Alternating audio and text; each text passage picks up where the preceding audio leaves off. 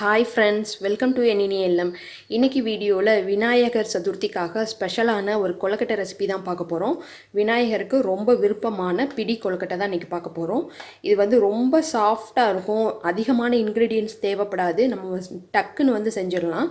இதுதான் நம்ம இன்றைக்கி பார்க்க போகிறோம். வீடியோக்குள்ளே போகிறதுக்கு முன்னாடி நீங்கள் இப்போ தான் ஃபஸ்ட் டைமாக நம்ம சேனலை பார்க்குறீங்கன்னா சேனலை சப்ஸ்கிரைப் பண்ணிக்கோங்க. கூடவே பக்கத்தில் இருக்க பெல் சிம்பிளை கிளிக் பண்ணி அதில் ஆல்ன்ற ஆப்ஷனை கிளிக் பண்ணிக்கோங்க. அப்போ தான் நான் நியூ வீடியோஸ் போட்டோன்னே உங்களுக்கு உடனே நோட்டிஃபிகேஷன் வரும். வாங்க நம்ம இப்போ வீடியோக்குள்ளே போயிடலாம். நம்ம ஃபஸ்ட்டு கொழுக்கட்டைக்காக வெள்ளைப்பாகு ரெடி பண்ணிக்க போகிறோம். நான் இன்றைக்கி 1 கப் அளவுக்கு அரிசி மாவு எடுக்க போகிறேன். அதுக்கு 3/4 கப் அளவுக்கு வெல்லம் கலந்துருக்கேன். 3/4 கப் வெல்லத்துக்கு 1.5 கப் அளவுக்கு நம்ம தண்ணி சேர்த்துக்கலாம். 1.5 கப் அளவு தண்ணி சேர்த்துட்டோம். இப்போ இது பாகு பதம்லாம் வர வேணாம், கரைஞ்சா மட்டும் நம்மளுக்கு போதும். இது முதல்ல கரையட்டும். நம்ம இப்போ கரைச்ச வெல்லத்தை இந்த மாதிரி இன்னொரு பேனில் வடிகட்டி சேர்த்துக்கலாம். இதில் இருக்க அந்த தூசியெல்லாம் ரிமூவ் ஆகணும், அதுக்காக தான் நம்ம இப்படி பண்ணுறோம். கரைஞ்ச வெல்லத்தை இந்த மாதிரி வடிகட்டி சேர்த்துட்டோம். இப்போ இது ஒரு கொதி வந்தோடனே நம்ம மாவை கலந்துக்கலாம்.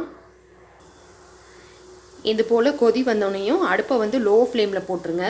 போட்டுட்டு இப்போ நான் 1 கப் அளவுக்கு அரிசி மாவு எடுத்திருக்கேன். இதை கொஞ்சம் கொஞ்சமாக விட்டுட்டு நம்ம கிளறிக்கணும். கொஞ்சம் கொஞ்சமாக மாவை கொட்டி கலந்துக்கலாம். மாவை நம்ம கொஞ்சம் கொஞ்சமாக கொட்டினதுக்கப்புறமா இந்த மாதிரி நல்லா கலந்து விட்டுருக்கோங்க. ஒரு சேர கரெக்டாக இருக்கும். 3/4 கப்பு வெல்லத்துக்கு 1.5 கப் தண்ணி விட்டிங்கன்னா கரெக்டாக இருக்கும். இந்த மாதிரி நல்லா தண்ணியோட ஒரு சேர நம்ம நல்லா கலந்துட்டோம். இப்போ இதில் தேங்காய் துருவல் நீங்கள் சேர்த்துக்கலாம். நான் தேங்காயை இந்த மாதிரி பல்லு பல்லாக கட் பண்ணி வச்சுருக்கேன்.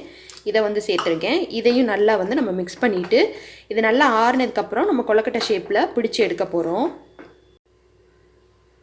மாவு இது போல் நல்லா ஆறினோடனே இந்த மாதிரி உருண்டை ஆக்கிடுங்க. ஆக்கிட்டு சின்ன சின்ன உருண்டைகளாக எடுத்து இது போல் பிடி கொழுக்கட்டை ஷேப்பில் நம்ம பிடிச்சி எடுக்க போகிறோம்.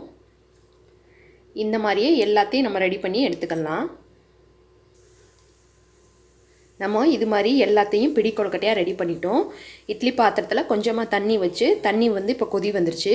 கொழுக்கட்டைகளை ஒன்று ஒன்றா எடுத்து வச்சிடலாம். நம்ம வச்சுட்டு மூடி போட்டு ஒரு 5 நிமிஷம் மட்டும் நம்ம வேக வச்சா போதும், வெந்துடும் நம்மளுக்கு. இப்போது ஒரு 5 மினிட்ஸ் ஆயிடுச்சு. நமக்கு பாருங்கள் கொழுக்கட்டையெல்லாம் நல்லா வெந்து வந்துருச்சு. ரொம்ப சாஃப்டாக இருக்கும். வாயில் நம்ம போட்டோன்னே கரைஞ்சிரும், அவ்வளோ சாஃப்டாக இருக்கும். ரொம்ப டேஸ்டியாகவும் இருக்கும். நீங்களும் இந்த விநாயகர் சதுர்த்திக்கு இந்த கொழுக்கட்டையை செஞ்சு வச்சு சாமி கும்பிடுங்க.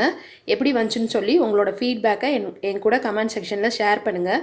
வீடியோ பிடிச்சிருந்தா லைக் பண்ணி ஷேர் பண்ணுங்கள். மறக்காமல் நம்ம சேனலை சப்ஸ்கிரைப் பண்ணிக்கோங்க. Thank you friends.